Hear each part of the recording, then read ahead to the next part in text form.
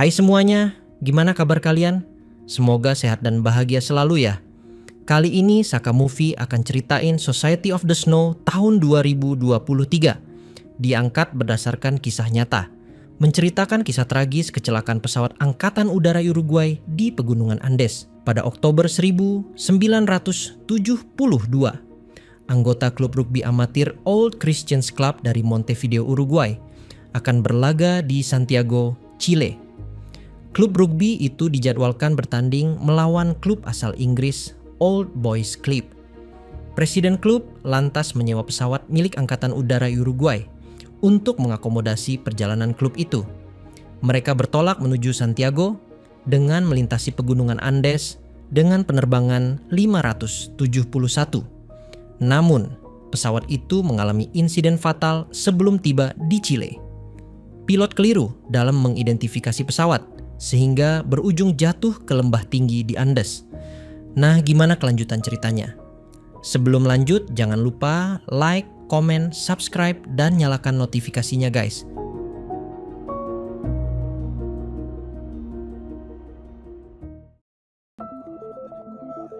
Cerita dimulai dengan memperlihatkan pemain rugby asal Uruguay yang berhasil memenangkan permainan. Untuk itu, mereka pun akan melanjutkan permainan ke suatu kota di negara Chili. Mereka pun kemudian menyewa pesawat angkatan udara untuk menghemat biaya.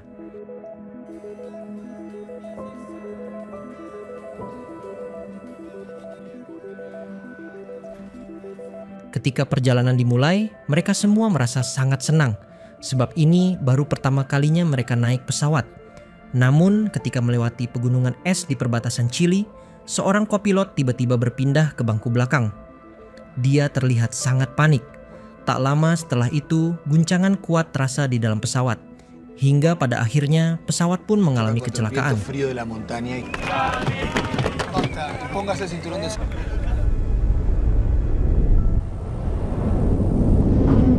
En búsqueda de un paso más bajo.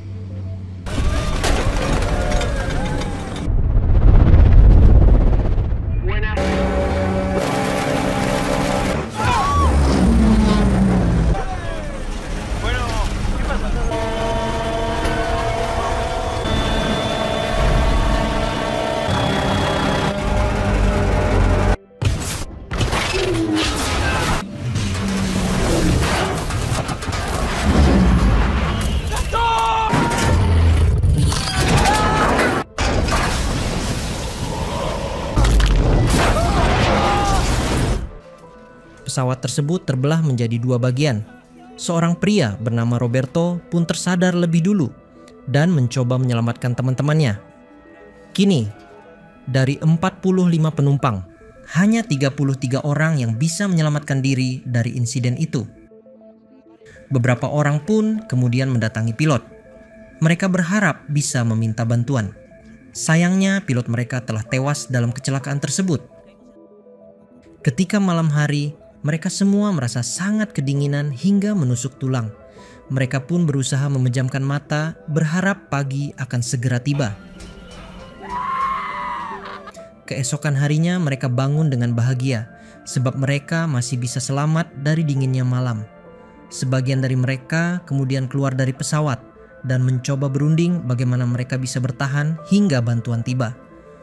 Untuk sementara waktu, mereka pun mencoba membuat ruangan di dalam pesawat yang bertujuan untuk mengurangi hawa dingin saat malam hari. 3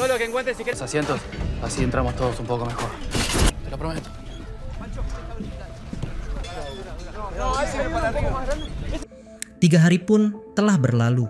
Beberapa orang pun mulai mengalami sakit karena tak tahan dengan cuaca dingin yang ada di pegunungan itu. Di samping itu, stok makanan mereka juga tinggal sedikit dan hanya cukup untuk beberapa hari saja. Ketika siang hari, seorang pria bernama Numa pun mendengar suara helikopter yang melintas di atas langit. Dengan bergegas, mereka semua mencoba berteriak untuk meminta pertolongan.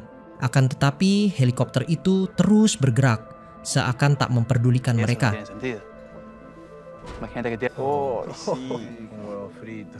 Karena kejadian itu, Numa pun mengajak beberapa orang untuk naik ke atas gunung. Dengan perbekalan seadanya, Numa dan beberapa orang lainnya pun mencoba mendaki gunung, berharap bisa menemukan bantuan. Ketika sudah setengah jalan, akhirnya mereka tahu mengapa helikopter tadi tak memperdulikan mereka. Dari ketinggian setengah gunung saja, mereka yang ada di bawah tak terlihat.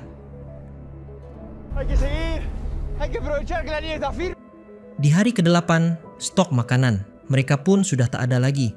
Karena merasa kelaparan, sebagian orang terpaksa memakan koreng di tubuhnya yang mengering. Namun, sebagian dari mereka memilih untuk berpuasa dan berharap bantuan akan segera tiba. Keesokan harinya, seorang wanita pun harus menghembuskan nafas terakhirnya karena tak tahan lagi dengan hawa dingin di sana. Oleh karena itu, Numa pun berpikir jika mereka tak boleh diam saja dan bilang tanpa adanya sinyal ponsel, mereka semua tak bisa meminta pertolongan. Numa kemudian teringat jika di ekor pesawat terdapat walkie-talkie yang bisa mereka gunakan untuk meminta pertolongan. Namun mereka juga merasa bingung di mana harus mencari jatuhnya ekor pesawat. Di hari ke-12 mereka semakin kelaparan. Seorang pria bernama Nando kemudian mengajak teman-temannya untuk memakan jasad dari teman mereka. Hal ini terpaksa mereka lakukan untuk mengganjal perut. Namun beberapa orang pun menolaknya dan memilih untuk berpuasa saja.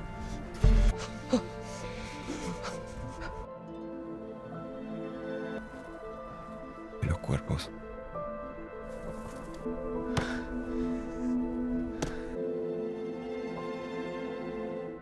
Keesokan paginya, mereka pun menemukan sebuah radio yang terdapat di sebuah koper. Mereka pun bergegas mencoba menghidupkan radio itu untuk mendengarkan berita terbaru. Tak diduga terdapat berita yang menginformasikan tentang pencarian mereka yang terpaksa dihentikan. Hal ini karena para tim SAR tak mendapatkan hasil sedikit pun. Mendengar hal itu, mereka semua pun merasa bersedih dan tak punya harapan hidup. Di hari ke-15, Numa bertekad mendaki gunung lagi untuk mencari ekor pesawat yang di dalamnya terdapat walkie-talkie tanpa adanya persiapan yang matang. Numa dan beberapa temannya yang mendaki pun membeku di tengah malam karena cuaca yang sangat dingin. Pagi harinya teman dari Numa yang bernama Vito mengajak mereka semua untuk kembali ke pesawat. Tanpa berpikir panjang, Numa pun menyetujuinya.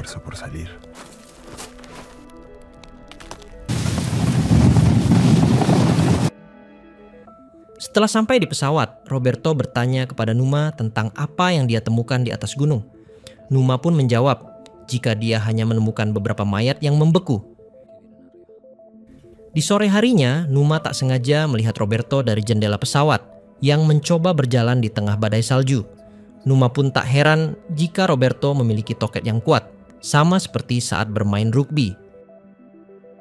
Di hari ke-17 ketika mereka tengah bersantai, sebuah badai salju pun menghantam pesawat mereka, yang membuat mereka pun malah terkubur di dalam salju. Akibat kejadian itu, beberapa orang pun kembali tewas. Kejadian itu membuat mereka semakin merasa frustasi, sebab keadaan yang malah semakin parah.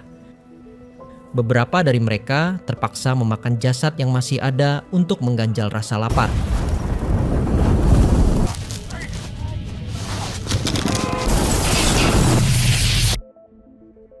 Di hari ke-20, mereka semua masih terkubur di dalam pesawat. Numa yang tak tahan lagi, dia pun mencoba menendang jendela pesawat hingga membuat kakinya terluka. Karena usahanya itu, mereka pun akhirnya bisa kembali melihat matahari setelah 3 hari terkubur.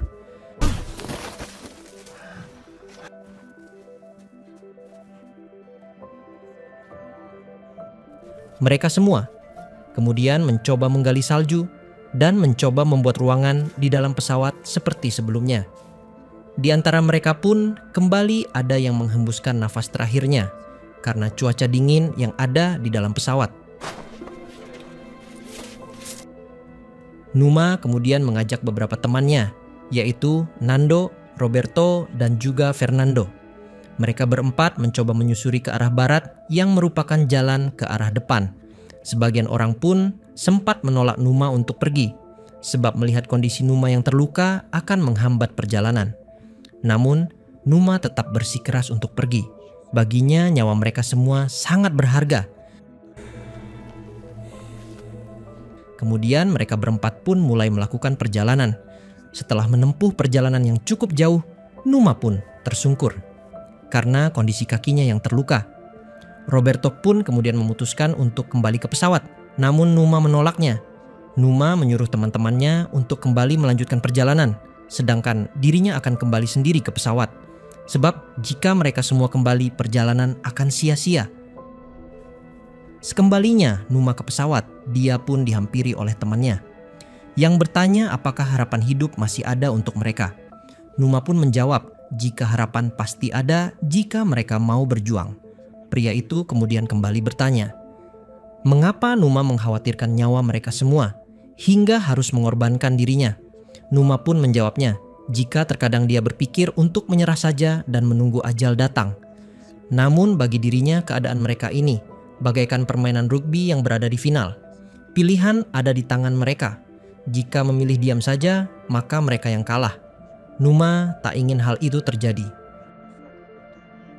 Di hari ke-35, Roberto mengabarkan kepada Numa setelah kembali dari pencarian ekor pesawat. Roberto mengatakan jika dia berhasil menemukan ekor pesawat dan walkie-talkie yang mereka cari. Namun walkie-talkie itu tak berfungsi dan dia membutuhkan seseorang yang ahli di bidang elektronik. Seorang pria pun kemudian menawarkan dirinya jika dia bisa memperbaikinya asalkan kondisinya tak parah. Dengan bergegas, Roberto pun langsung mengajak pria itu ke tempat dari ekor pesawat berada. Setelah melihat kondisi walkie-talkie itu, dia pun mengatakan jika akan sedikit lama untuk memperbaikinya. Dengan demikian, dia pun hanya memiliki waktu memperbaikinya kurang lebih 3 jam sehari.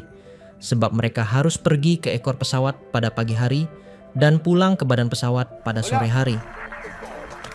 Si no anda la radio? Bien, Roy. Berhari-hari pun telah mereka lalui untuk memperbaiki walkie-talkie tersebut dan selalu berharap akan dapat digunakan. Setelah beberapa minggu berlalu, walkie-talkie pun akhirnya selesai diperbaiki. Saat dinyalakan, percikan api pun keluar dari beberapa kabel yang menandakan jika mereka tak berhasil memperbaikinya. Kini harapan mereka pun kembali pupus. Fernando yang menemukan kamera di bawah es, dia pun mencoba memotret teman-temannya sebagai kenang-kenangan jika mereka tak selamat nantinya. Tintín se empeña.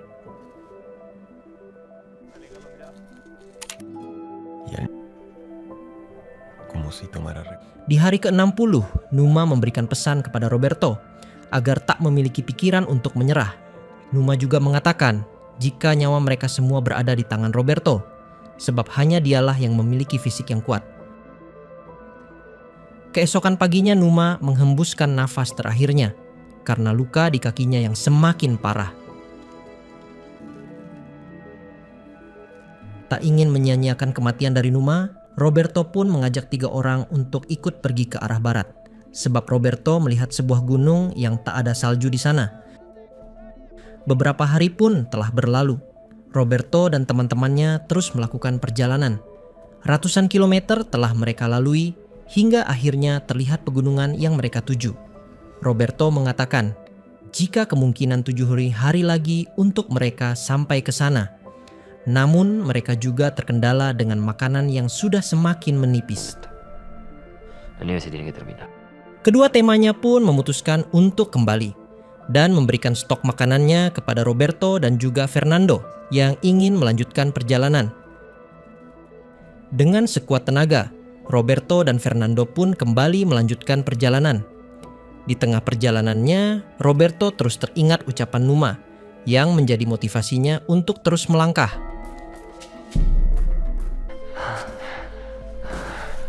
Di hari ke-72, mereka berdua pun akhirnya tiba di sebuah gunung yang penuh dengan vegetasi pepohonan. Selain itu, terdapat aliran air yang sangat segar di sana. Dengan bergegas, Roberto dan Fernando mencoba mencari makanan dan meminum air di sana. Ketika tengah beristirahat, Roberto bertemu dengan polisi hutan yang tengah berpatroli. Dengan sangat senang, mereka berdua pun berteriak dan mengatakan jika mereka adalah korban pesawat militer Uruguay. yang menghilang di perbatasan pegunungan Chili. Mendengarnya, polisi itu pun langsung menghubungi tim SAR dan mengatakan jika dia berhasil menemukan tim rugby dari Uruguay. No tenemos comida. ¿Cuándo nos van a buscar arriba? Aquí no sabemos cómo. Pada akhirnya, mereka semua yang tersisa kini berhasil diselamatkan. Ketika bantuan tiba, tangis lega dan bahagia pun terlihat di wajah mereka. Bagi mereka, hal ini bagaikan sebuah mimpi yang tak nyata. Tepat pada hari ke-72, mereka semua pun berhasil dievakuasi dan diselamatkan.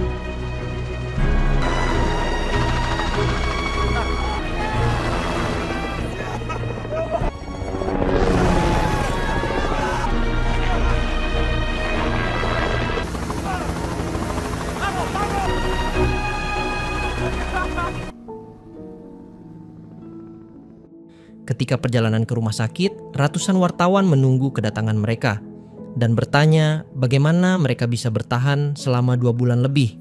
Bahkan beberapa dokter pun juga tak menyangka jika mereka bisa bertahan selama itu. Esto es sobrecogedor. Preguntan los médicos con sus exámenes. Roberto dan Fernando juga tak akan melupakan jasa dari Numa yang terus memberikan semangat kepada mereka. Kemudian film pun akhirnya selesai.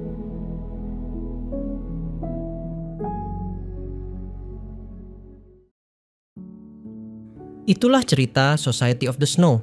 Menurut kamu, pesan apa yang kamu dapat dari film ini?